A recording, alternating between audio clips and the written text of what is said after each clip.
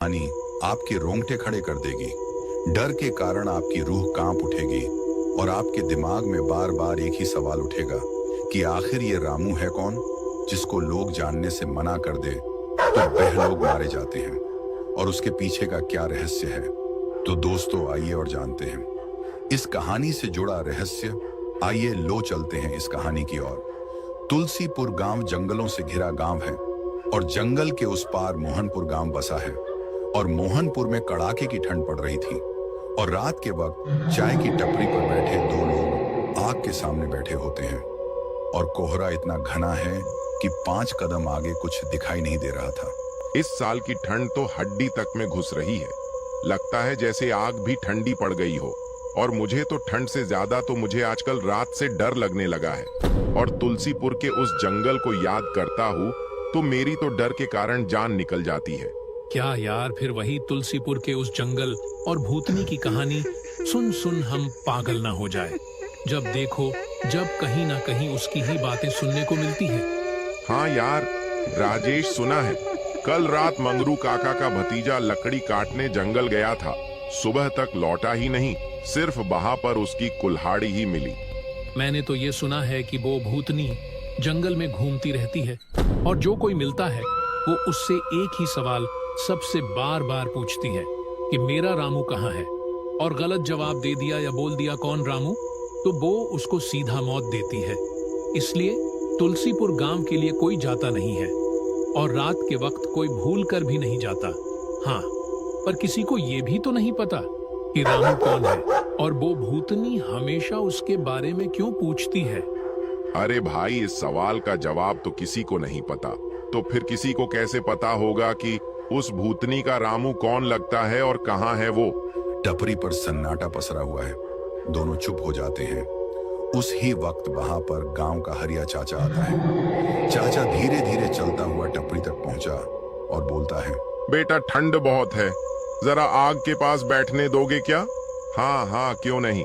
आइए चाचा बैठो, आप तो हमारे अपने हो, इसमें पूछने की क्या बात है। चाचा आग के पास बैठ जाते हैं और तापने लगते हैं। हरिया चाचा को देख बबलू खुद को रोक नहीं पाया और चाचा से पूछने लगता है, चाचा, वो जंगल वाली बात आपने ने सुनी है क्या, और क्या वो सच है? ये सुनते ही मानो हरिया चाचा की सांस रुक गई हो। वह इधर उधर देखता है और वह इस तरह देख रहा था जैसे कि उनकी बातें कोई सुन न रहा हो। और फिर कांपती आवाज में चाचा बोलता है, उस तुलसीपुर के जंगल के बारे में कौन नहीं जानता बेटा। और वह खाली जंगल नहीं है बेटा, वह मौत से खिलने वाला जंगल है। उस जंगल के बारे में बात ना ही करो तो ही अच्छा है। आप तो जानते होंगे चाचा उस जंगल के बारे में कुछ ना कुछ। हाँ, सुना तो है। भाई, भूतनी सबसे बस ये बोलती हैं कि मेरे रामू को देखा है क्या, और अगर कोई मना कर दे तो वो उसको मार देती है। पर चाचा, वो रामू उसका है कौन, और वो भूतनी उसके बारे में पूछती ही क्यों है? बोलते हैं कुछ साल पहले की बात है, जंगल के उस पार जहां सूरज की रोशनी भी डरते डरते पहुंचती थी, एक छोटी सी झोपड़ी में एक औरत गीता और उसका पति रामू रहते थे। दोनों बेहद गरीब थे। उनका गुजारा लकड़ी काट कर चलता था। फिर चाचा आगे क्या हुआ, आगे बताइए। फिर वे रोज की तरह जंगल चले जाते हैं लकड़ी काटने। तभी चारों ओर से डाकू निकल आते हैं। डाकुओं की आंखों में लालच और हिंसा साफ झलक रही होती है। उसके गरीब पति ने हाथ जोड़कर कहा कि हमारे पास कुछ नहीं है, बस लकड़ी काटते हैं, हमें जाने दो। लेकिन डाकुओं को दया नहीं आती है और वह उनकी आखिरी चीख थी। डाकुओं ने उसके पति को मार दिया और फिर उसकी पत्नी की इज्जत लूटी। जंगल में उनकी चीखें कुछ पल गूंजती रहीं। फिर सन्नाटा छा गया और डाकुओं ने उन दोनों को मार दिया। डाकू लाशों को वहीं छोड़कर भाग गए। इसलिए वह आत्मा बनकर घूमती है। और उस जगह से गुजरने वाले लकड़हारे कहते थे कि रात में वहां से रोने की आवाजें आती है, इसलिए सबसे वह रामू कहाँ है ऐसा पूछती है। और जो जवाब नहीं दे पाता वह कभी वापस नहीं लौटता। ये सुनते ही चारों तरफ सन्नाटा छा जाता है। सबके चेहरों पर चुप्पी होती है। फिर कोई कुछ नहीं पूछता है और बबलू बोलता है, बहुत गलत हुआ, उनके साथ ऐसा किसी के साथ नहीं होना चाहिए। तभी वहां पर एक लड़का समीर आता है और बोलता है, चाचा ये तुलसीपुर का रास्ता किधर से जाता है? समीर ने बस इतना ही बोला और ये सुनते ही तीनों एक दूसरे की ओर देखते हैं। ये सुनते ही सबके चेहरों के रंग उड़ गए और बबलू बोलता है, भाई अगर जीना है तो जहां से आए हो वहां अभी लौट जाओ, वरना अपनी मौत से हाथ धो बैठोगे। पता भी है तुमको, तुम कहाँ की पूछ रहे हो और कहाँ जाने की सोच रहे हो। बेटा तुम यहाँ पहली बार आए हो क्या? पहले कभी नहीं आए हो? हाँ चाचा, मैं यहाँ पहली बार आया हूँ और किसी को भी यहाँ नहीं जानता। बेटा इस वक्त कोई भी उस तुलसीपुर गांव के लिए गया है तो वह कभी वापस नहीं लौटा है, इसलिए तुम वहां मत जाओ बेटा। चाचा आखिर क्या है ऐसा वहां जो कोई जाता है तो मारा जाता है? अगर तुम जा ही रहे हो तो तुम अगली सुबह नहीं देख पाओगे। लोगों के मुंह से यह सब बातें सुनकर कि समीर के रोंगटे खड़े हो गए। वह डरने लगा, लेकिन क्या करे, मजबूरी ही ऐसी है, जाना तो पड़ेगा। अगर जा रहे हो तो सुनो, एक बात याद रखना, कोई रास्ते में तुम्हें रोके तो मत रोकना, क्योंकि वहां एक औरत दिखाई देती है। वह सवाल करती है कि मेरा रामू कहाँ है। रामू कौन? इतना समय नहीं है कि तुमको पूरी कहानी सुनाए। भगवान से दुआ करना कि रामू के बारे में पूछने वाली तुम्हारी नजर में ना आए। हवा तेज चलने लगी, पेड़ों के पत्ते हिलने लगे। समीर उनकी ओर देख रहा था। उसके सामने रास्ता था और रास्ते के आगे शायद मौत। धीरे धीरे वह उस रास्ते की ओर बढ़ गया। जैसे ही वह उस रास्ते पर चलता है, हवा का मिजाज बदल गया। वह खुद से ही बोलता है, रामू, अरे यहाँ तो हवा कुछ अलग है। ऐसा लग रहा है जैसे यह जंगल तो बहुत खतरनाक लगता है। थोड़ी ही दूर पर उसको बहुत घना जंगल दिखा, जो देखने पर बहुत डरावना लग रहा था। जैसे जैसे वह उस पेड़ से होकर निकला, वैसे वैसे उसकी दिल की धड़कन तेज होती गई। जैसे ही वह पेड़ के बिल्कुल पास पहुंचा, एक जोरदार हवा चली। उसको डर लगने लगा। आगे सड़क ने अपना भयानक मोड़ ले लिया। जंगल के किनारे से जानवरों की भौंकने की आवाज आने लगी। समीर का दिल धक धक करने लगा। ये क्या हो रहा है? वो चाचा बोल रहा, वह सच था या मैं कुछ ज्यादा ही डर गया शायद। तभी उसके सामने एक ऐसी घटना घटी जो उसने सपनों में भी नहीं सोचा होगा। तभी अचानक मानो उसके पैर जमीन से चिपक गए हों और मानो कोई अदृश्य साए ने उसको जकड़ लिया हो। ये क्या हो रहा है? मैं चल क्यों नहीं पा रहा हूं? मेरे पैर हिल क्यों नहीं रहे हैं? तभी उसके सामने भूतनी खड़ी थी। उसको देख समीर के रोंगटे खड़े हो गए। उसकी सांस थम गई।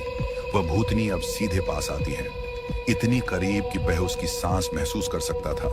और भूतनी बोलती है, मेरा रामू कहाँ है? तभी समीर को बाबा की बात याद आती है। रामू अभी पीछे पीछे आ रहा है, अभी आता होगा। इतना बोलकर समीर का गला सूखा। तभी भूतनी को एक भयानक हंसी आई और वह हंसी जंगल को हिला गई और वह हंसते हंसते हवा में घुल गई और भूतनी गायब हो गई। बाल बाल बच गया। इससे पहले कि मैं मारा जाऊं, यहां से जल्दी से सटक लेता हूं। अगर मैं उन लोगों की बात मान लेता और यहां नहीं आता तो मेरे साथ ऐसा कुछ नहीं होता। समीर डर से कांपता हुआ आगे बढ़ता है। उसके दिमाग में अभी भी उस भूतनी की हंसी गूंज रही थी। वह जल्दी जल्दी चलता जाता है और इधर उधर देखता जाता है। मेरा रामू कहाँ है? कहाँ है मेरा रामू? देखो, मुझे जाने दो। मैंने बोला ना कि रामू आ रहा है, वह थोड़ी ही देर में आ जाएगा। और फिर से वह भूतनी हंसते हुए गायब हो जाती है। क्या करूं, कुछ समझ नहीं आ रहा। ये तो बार बार आ रही है और रास्ता लंबा है। कितना भी जल्दी कर लूं, लेकिन फिर भी जल्दी यहां से निकल पाऊंगा। और आखिर कब तक झूठ बोलूंगा? अगर उसको थोड़ा भी लगा कि मैं उसको पागल बना रहा हूं, तो वह मुझे भी मार देगी। समीर, ज्यादा सोच मत, जितना हो सके उतना जल्दी भाग। तभी उसके सामने हरिया चाचा आता है और समीर चाचा को देख खुश हो जाता है और उसके जान में जान आती है। और समीर बोलता है, अच्छा हुआ चाचा तुम आ गए, वरना आज मेरा क्या होता पता नहीं, तो और लोगों की तरह वह भूतनी मुझे मार देती। क्या हुआ बेटा, तुझे मिली क्या वह भूतनी? और तुझे कुछ किया तो नहीं? और तुझसे उसने वो सवाल पूछा कि नहीं? हाँ चाचा, आप सही बोल रहे थे कि यहाँ एक भूतनी है और वो लोगों को मार देती है।